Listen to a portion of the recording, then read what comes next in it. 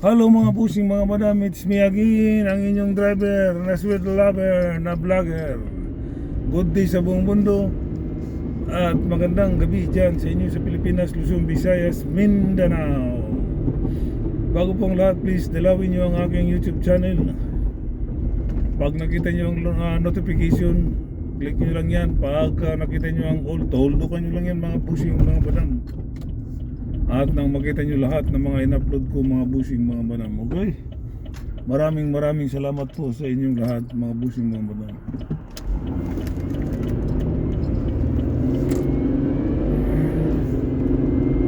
Sa mga hindi pa po nag-follow sa aking FB, please follow, like and share.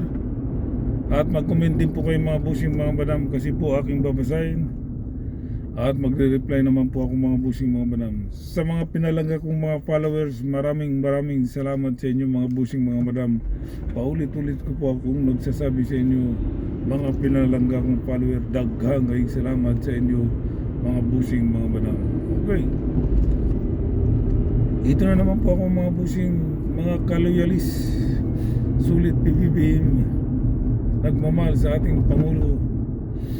Ito na naman po ako sa inyo na nagbibigay saya at ligaya sa inyo mga busing mga madam, at laging nagpapasaya sa aking mga pinalanggang mga followers at non-followers mga busing mga madam.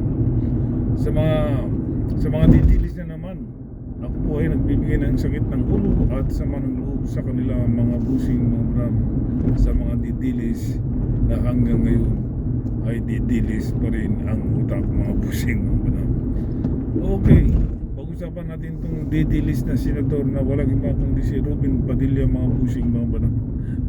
Kasi nagkalat na naman ng kabubuhan niya sa Senado kanina mga busing mga madam.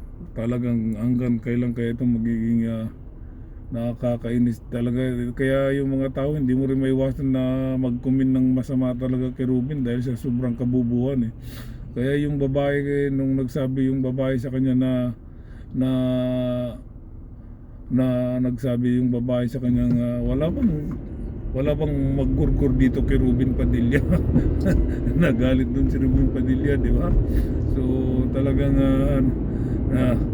nagalit dun si Robin, kasi nga kabubuhan nga, talagang maasar ka kay Robin Padilla. Kasi ang sinabi niya doon sa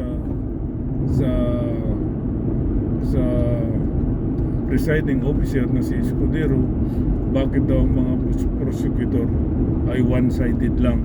Napakabubo talaga. Hindi niya alam anong ibig sabihin ng prosecutor, at hindi niya alam ano ang ibig sabihin ng defense. Okay? Talagang kahit kailan bubo talaga ito sa Robin Padilla. Kaya nga prosecutor yan kasi one-sided yan. Alangan naman nakakampi doon sa defense.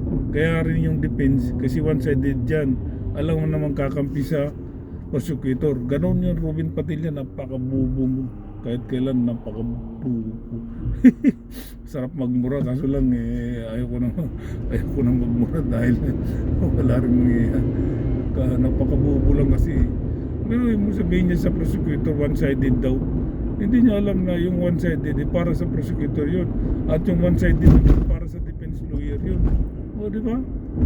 Kaya nga defense lawyer kasi one-sided lang, alang naman kakampi sa prosecutor. O di ba? Kaya nga prosecutor kasi one-sided din, alam naman kakampi sa defense. Tabo si Robin talaga, kahit kailan talaga napakabubo talaga Oh, tapos nagagalit daw siya. Bakit daw ang mga witnesses ay may mga pinapayagan mag-witness dahil may mga kaso daw. Talaga na. Tapos maganda naman ang pagkasabi ni Eloistro, would you respect Mr. Judges? O di ba ang ganda ng sinabi niya? Oh, would you respect Mr. Judges, Mr. Senator Judges? Sabi ni Eloistro nagsabi siya na nagsabi siya na bakit mo sinabi na yung mga witnesses may mga kaso bago sabi ng ministro, bago sinalang yan, pinag-aralan ng mabuti yan.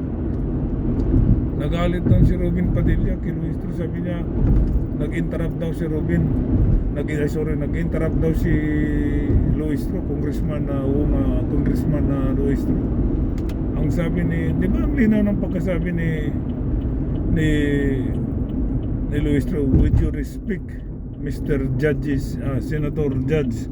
O di ba nagpamuna siya bago siya nagsalita, nagpahiwatig muna ng respeto.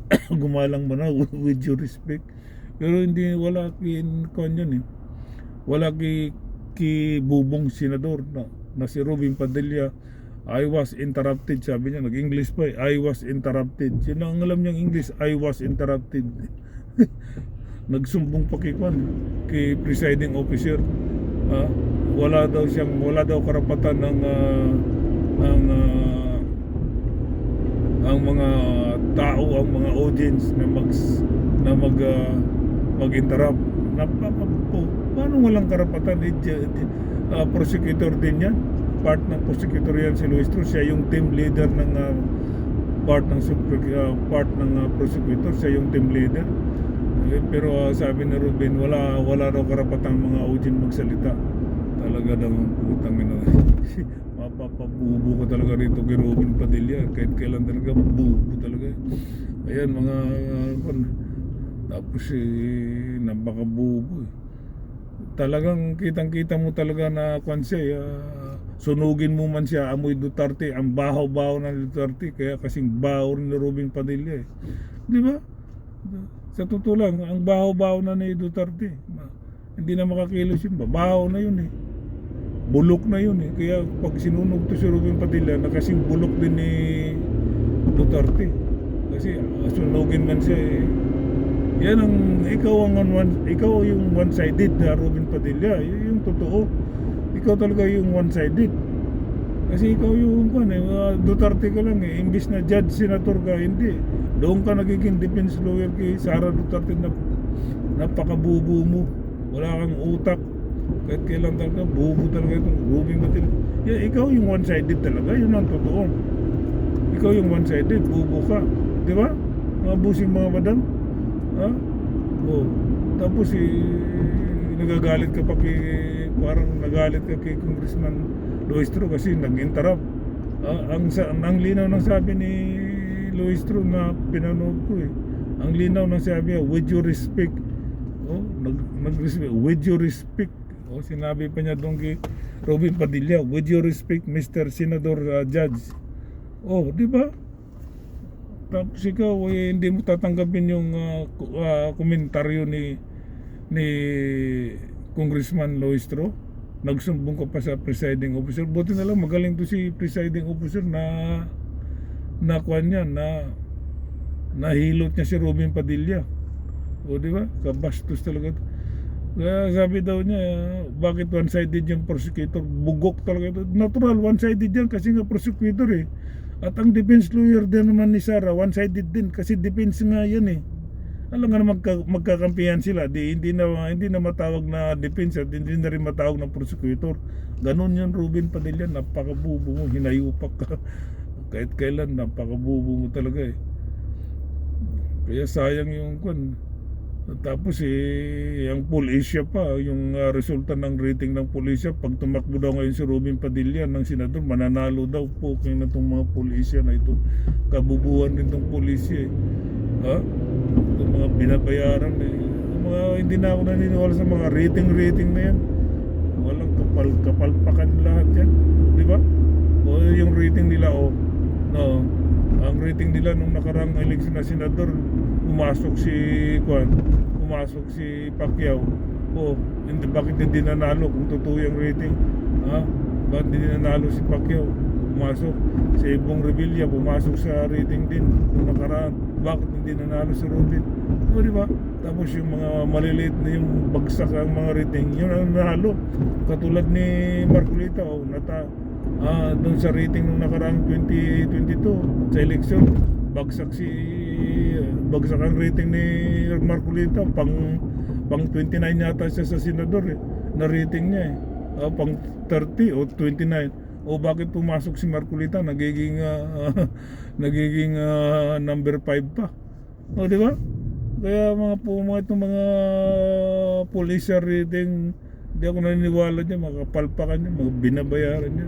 Tapos sabihin pa, pagka na, ang sabi ng pulisya ngayon, pagka tatakbo ng senador si Robin, pag ngayon tatakbo, mananalo si Robin. Okay. Ang dami na nga nasusuka dyan kay Robin eh. Di ba mga busing mga banang?